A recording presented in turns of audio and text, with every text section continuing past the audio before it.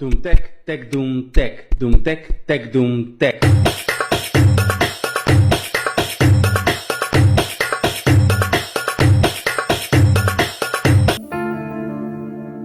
Bir yaşın, bir tar, bir ak. Başlalı. Kepkeyin mi? Nereke? Pencekeyin, pencek. Gelme ya, basayar mı? Gitti, Zaps.